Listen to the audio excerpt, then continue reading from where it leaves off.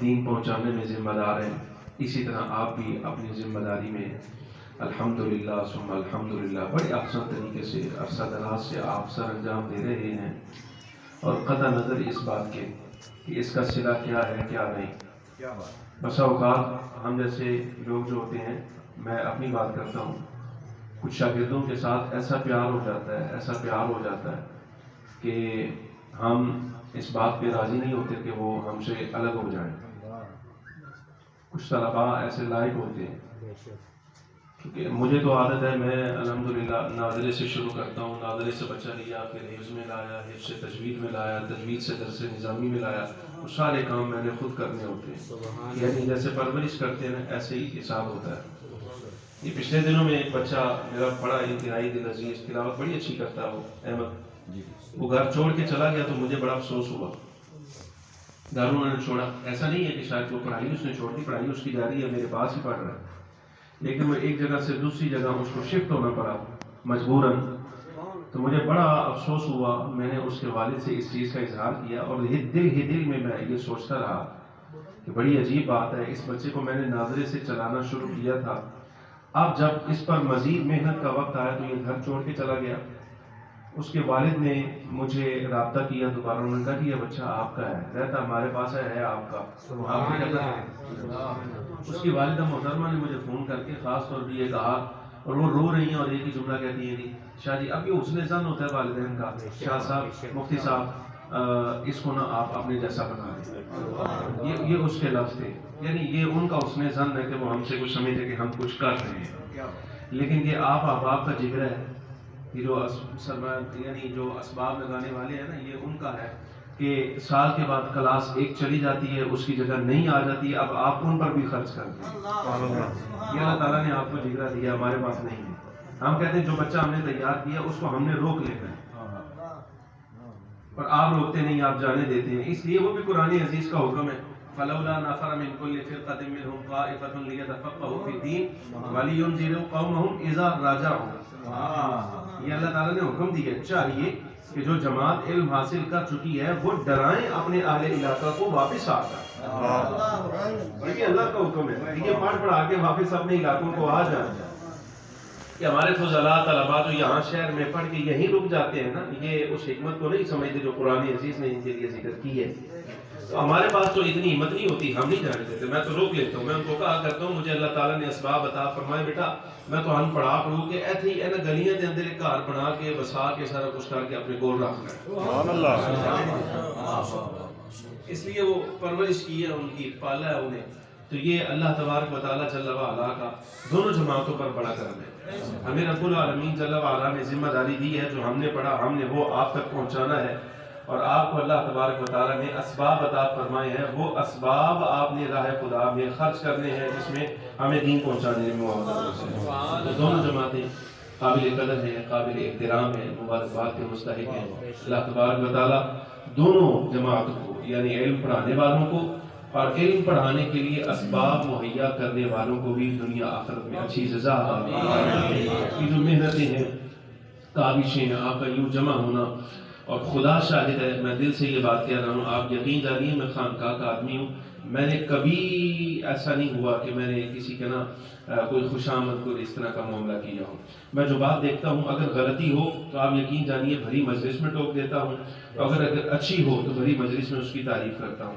آپ وہ محنت آپ کی اپنی جگہ رہ گی، سب چیزیں، لیکن جو مبارکباد کے مستحق مجھے نظر آتے ہیں نا، جب آپ کے چہروں پر نگاہ پڑتی ہے تو جو آپ کے سفید بال ہیں نا، یہ ہمیں حکم دیتے ہیں کہ ہم نے آپ کا حیا کرنا ہے۔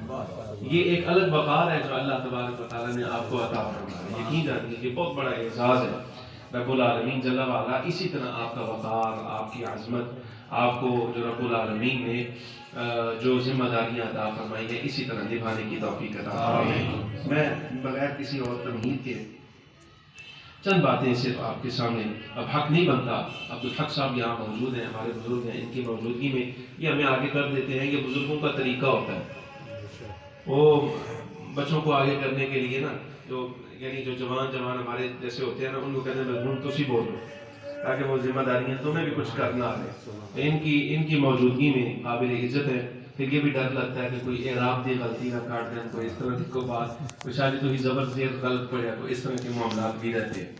لیکن اللہ تعالیٰ کا شکر ہے چونکہ ہم نے علمی منازل اپنے اساتذہ اور مشائخ کی نگاہوں میں رہ کر خدمت کر کے طے کی ہیں۔ محنت ہم نے کیا کرنی تھی، محنت اپنی جگہ رہ گئی۔ ہمیں یہاں تک لانے کے لیے جو چیز سمجھ آئی ہے نا، وہ ہماری محنت نہیں ہے بلکہ اساتذہ، مشائخ اور بزرگوں کا احترام، ادب ہے اور وہ خدمت ہے جو ہم نے کی۔ اور اس کے اوپر سمجھیے کہ سونے پر سہاگا، وہ جو بزرگوں کی ایک نسبت ساتھ شامل ہو گئی، اس نے اور ہمارے لیے کام آسان فرما دیا اور معاملات ہمارے آگے چل رہے ہیں۔ ہمارے لیے دعا کیا کریں، اللہ تبارک و تعالیٰ جو چیزیں رب العالمین نے ہمیں عطا فرمائی ہیں، جو ہمارے فہم میں دی ہیں، اس نے جو سمجھیے کہ اس کی طرف سے تحفہ ہے، وہ ہم اسی طرح آگے پہنچاتے رہیں تا دم آخر۔ اسی طرح ہم بھی دین کی خدمت کریں جیسے آپ کر رہے ہیں۔ گرامی قدر آمین، دو موضوع عزیزم زاہد صاحب نے میرے ذمہ لگائے اور دونوں ہی سمجھیے کہ بڑے ضروری ہیں اس دور میں جس دور میں ہم جی رہے ہیں۔ ایک حدیث پاک میں بطور مطلع کہ آپ کے سامنے پڑھتا ہوں تاکہ آپ کو پتہ چل جائے جو کام آپ کر رہے ہیں یہ چھوٹا ہے، یہ آپ کے لیے جو کام آپ کر رہے ہیں یہ چھوٹا ہے۔ حضور اکرم صلی اللہ علیہ وسلم سے حضرت ابن مسعود رضی اللہ تعالیٰ عنہ روایت کرتے ہیں، فخر عالم صلی اللہ علیہ وسلم نے ارشاد فرمایا، انزل القرآن علی 7 احرف، قرآن 7 قراءتوں پر نازل کیا گیا۔ توجہ ہے، قرآن عزیز 7 قراءتوں پر نازل کیا گیا ہے۔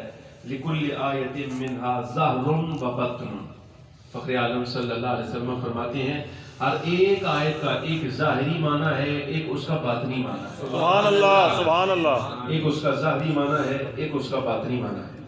اب میں اس کو تھوڑا سا آپ کے سامنے عرض کرتا ہوں۔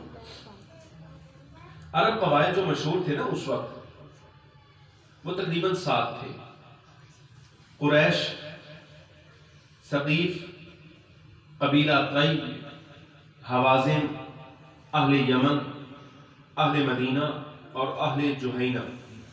یہ 7 قبائل تھے جو اس وقت زبان پر مہارت میں بہت زیادہ شہرت رکھتے تھے، یعنی عربی لغت میں جتنی مہارت ان 7 قبائل کے لوگوں کی تھی اور کسی کو نہیں تھی۔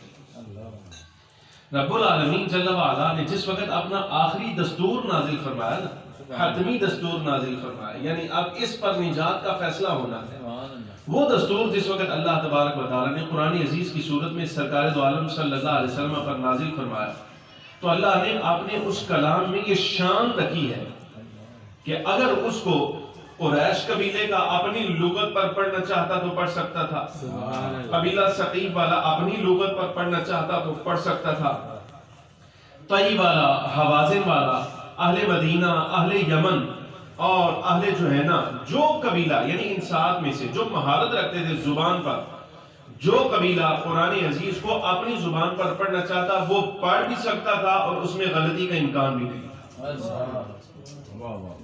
اس کلام کی شان ہے۔ اس کی ایک مثال میں آپ کو دیتا ہوں بڑی قریب سے تاکہ بات سمجھ آ جائے کہ اس کا معنی کیا ہے۔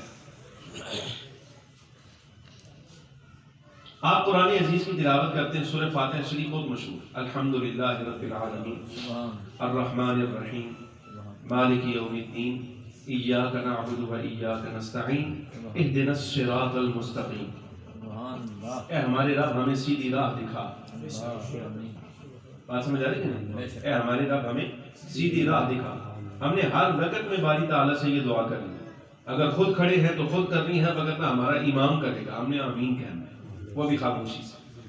قرات خلف الامام ممنوع ہے نا، امام کے پیچھے قرات نہیں کریں گے، آپ خاموش رہیں گے، وہ امام آپ کے لیے دعا کرے گا، آپ صرف آمین کریں گے۔ اب اسی طرح یہ جو آیت میں صرف بطور مثال آپ کے سامنے، مگر سارے قرآن عزیز کی بہت ساری مثالیں موجود ہیں۔ ہمیں جو یاد کروایا گیا وہ ہے اہدنا الصراط المستقیم، ہم نے اس کو صاد کے ساتھ پڑھنا۔ ایک قبیلہ اس کو صاد کے ساتھ پڑھتا ہے جو مشہور ہے، یہ قریش کی قرات ہے، حضور اکرم صلی اللہ علیہ وسلم کا قبیلہ ہے۔ ایک قرات اور ہے جو اس کو سین کے ساتھ پڑھتے ہیں، اہدنا الصراط المستقیم۔ ٹھیک ہو گیا؟ 2 یہ بھی ٹھیک ہے۔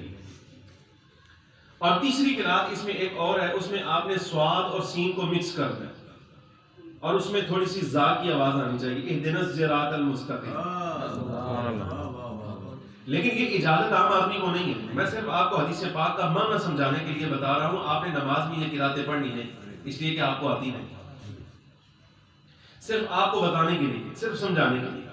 اسی طرح مثال کے طور پہ لفظ جبریل ہے, قرآن عزیز نے استعمال فرمایا قل من کان عدوا لجبریل, حضرت جبریل امین علیہ السلام. آپ کا نام عربی میں رکھا نا اللہ تبارک و تعالیٰ نے, قرآن عزیز میں استعمال بھی فرمایا. 5 طرح پڑھا جا سکتا ہے.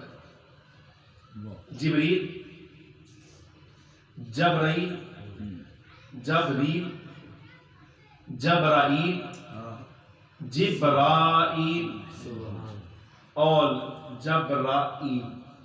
5 طریقے سے اس کو پڑھ سکتے ہیں.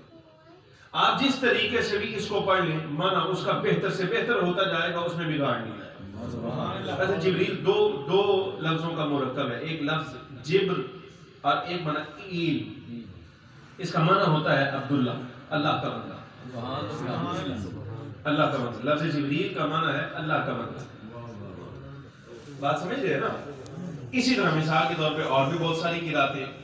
حضور اکرم صلی اللہ علیہ وسلم نے اپنے صحابہ کرام علیہم الرضوان کو یہ سب قراتیں یاد کروائی. ایک صحابی کو ایک قرات یاد کروا دی, دوسرے صحابی کو دوسری قرات یاد کروا دی, تیسرے صحابی کو تیسری قرات یاد کرائی. اب صحابہ کرام علیہم الرضوان کے ہاں اس کی حکمت پیش نظر نہیں تھی. سرکار جانتے تھے حضور معمور من اللہ ہے, آپ تو وہی پر معمور ہے. اللہ نے حکم دیا اے حبیب اکرم صلی اللہ علیہ وسلم عربوں پر آسانی ہونی چاہیے, آپ یہ ساری قراتیں ان کو یاد کرا.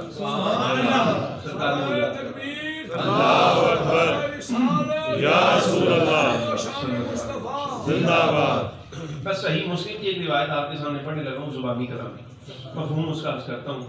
حضرت ابی ابن کعب رضی اللہ تعالیٰ عنہ فرماتے ہیں میں مسجد نبی میں نماز پڑھ رہا تھا. کتاب الصلاۃ صحیح مسلم میں روایت, اور بڑی خوبصورت بات ہے. یہ عنوان بھی کتاب الصلاۃ میں امام نووی رحمۃ اللہ علیہ نے یہی قائم کیا. امام مسلم نے جو حدیث نقل کی ہے اس پر امام نووی نے یہی عنوان قائم کیا کہ قرآن 7 قراتوں پر نازل کیا. اسی بات میں یہ حدیث پاک ہے. حضرت ابی ابن کعب فرماتے ہیں میں مسجد نبی میں نماز پڑھ کے فارغ ہوا بیٹھا ہوا تھا. ایک صحابی آئے, انہوں نے آ کے نماز پڑھی اور ایک سورت تلاوت کی, لیکن یہ قرات وہ نہیں تھی جو قرات حضور نے مجھے یاد کروائی. اور ابی ابن کعب کے بارے میں آپ کو پتہ ہے کہ وہ سید المسلمین, سید القراء ہے. یہ وہ بندہ ہے جس کو حضور اکرم صلی اللہ علیہ وسلم قرآن سنایا کرتے تھے. اللہ اکبر. حضرت ابی ابن کعب بیٹھے ہیں, فرمایا ابی آج مجھے اللہ تبارک و تعالیٰ نے حکم دیا ہے کہ حبیب اکرم صلی اللہ علیہ وسلم آپ ابی ابن کعب کو لم یکن الذین کفروا من اہل الکتاب والمشرکین سورۃ سناؤ. اللہ اکبر. حضرت جبریل امین حضرت ابی ابن کعب آج جوڑ یا رسول اللہ صلی اللہ علیہ وسلم کیا اللہ نے میرے بارے میں حکم دیا ہے کہ آپ مجھے سنائیں؟ میں ہاں اللہ نے حکم دیا ہے. یا رسول اللہ اللہ نے میرا نام لیا ہے؟ فرمایا ہاں رب نے تیرا نام لے کر کہا ابھی اس کو سنا. اللہ.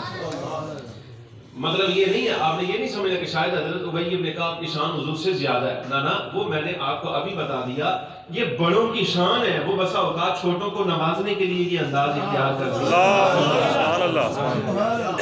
ابھی دل میں خیال پیدا ہو جاتا ہے کہ حضرت ابی ابن کعب کی شان زیادہ ہے.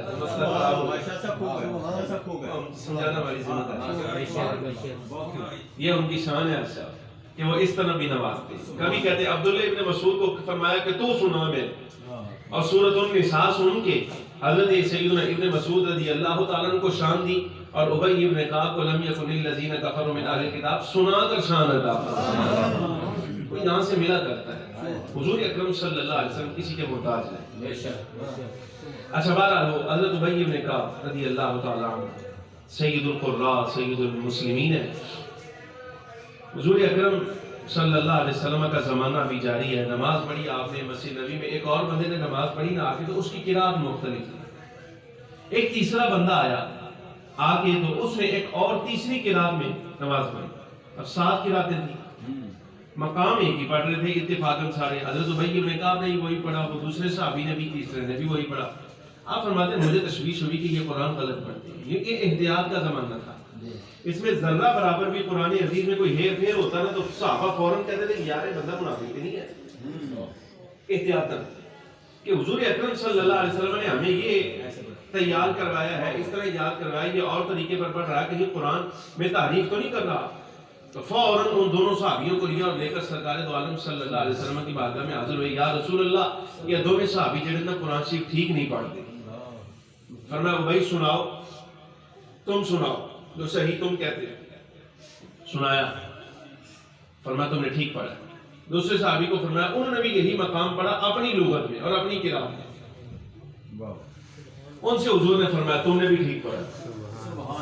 تیسرے صحابی سے فرمایا تم پڑھ، انہوں نے پڑھا، سرکار نے فرمایا تم نے بھی ٹھیک پڑھا. اب یہ مسئلہ تو تھا نا جو قرآن عزیز کی قراتیں مختلف تھیں، لیکن حضرت ابی بن کعب رضی اللہ تعالیٰ فرماتے ہیں میرے دل میں نا وسوسہ آ گیا، یار ایسی گل انہوں نے پڑھا یہ بھی ٹھیک وہ بھی ٹھیک وہ بھی ٹھیک، تو پھر غلط کون ہے؟ ساری ٹھیک ہے. مجھے حضور اکرم صلی اللہ علیہ وسلم نے باقی دو نہیں یاد کروائیں، ان کو باقی دو نہیں یاد کروائیں. یہ کیا بات ہوئی؟ فرماتے یہ دل میں وسوسہ آیا. فخر عالم صلی اللہ علیہ وسلم نے جس وقت میرے چہرے پر نگاہ ڈالی نا تو سرکار سمجھ گئے کہ اس کے دل میں وسوسہ آ گیا ہے. تو آپ فرماتے ہیں سرکار نے ایسے بس میرے سینے پہ ہاتھ مارا اس طرح، ہمارے بس سینے پہ ہاتھ حضور کا لگنا تھا، ایسے لگا جیسے رب نظر آ گیا. اللہ اکبر یا رسول اللہ. دنیا میں دیدار الہی کسی عام آدمی کو ممکن نہیں، یہ صرف حضور اکرم صلی اللہ علیہ وسلم کا خاصہ ہے اور کسی کے لیے نہیں. یہ حدیث پاک ہمارا مستدل بھی ہے جو اہل سنت کہتے ہیں نا کہ فخر عالم صلی اللہ علیہ وسلم نے رب کو دیکھا ہے اور جاگتی آنکھوں سے دیکھا ہے اور سر کی آنکھوں سے دیکھا ہے، دل کی آنکھوں سے نہیں، خواب میں نہیں، بلکہ براہ راست دیکھا ہے. اس کی دلیل یہ ہے کہ اگر حضور اکرم صلی اللہ علیہ وسلم کا ہاتھ ابی کو لگ جائے تو زمین پہ رہ کر ابی بن کعب اللہ کے انوار و تجلیات دیکھ لیتے ہیں اور انہیں لگتا ہے کہ رب نظر آ گیا. سرکار کا ہاتھ اگر لگ جائے تو ابی بن کعب کو انوار نظر آ جاتے ہیں. مصطفیٰ کریم صلی اللہ علیہ وسلم جب بارگاہ الہی میں کھڑے ہیں تو انہیں رب کیسے نہیں اپنا دیدار. لیکن آپ کو سمجھانے کے لیے جو بات تھی نا وہ یہ، آپ کا کام چھوٹا نہیں. فخر عالم صلی اللہ علیہ وسلم نے جو 7 قراتیں یاد کروائی تھی نا وہ یہ پڑھا. سبحان اللہ. یہ جو آپ کو بتا رہا ہوں اہدنا الصراط المستقیم اہدنا الصراط المستقیم اہدنا الصراط المستقیم، وہ ساری قیامت تک جاری رہنی ہے. ان میں سے کوئی بھی مفقود نہیں ہوگی، کوئی بھی مفقود نہیں ہوگی. لیکن یہ ذمہ داری اللہ تبارک و تعالیٰ نے جن کی لگائی ہے نا وہ علماء ہیں، وہ پڑھا رہے ہیں. اللہ تبارک و تعالیٰ نے آپ کو یہ ذمہ داری دی ہے کہ آپ کو اللہ نے جو اسباب